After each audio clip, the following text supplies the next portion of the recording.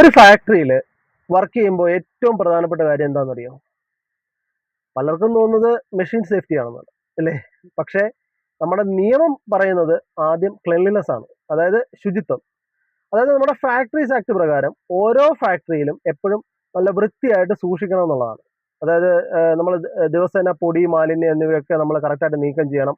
പിന്നെ work room, പിന്നെ അതുപോലെ ഫ്ലോറ്, ഇതൊക്കെ കുറഞ്ഞത് വൺസ് ഇൻ എ വീക്ക് കറക്റ്റായിട്ട് വാഷ് ചെയ്യണം.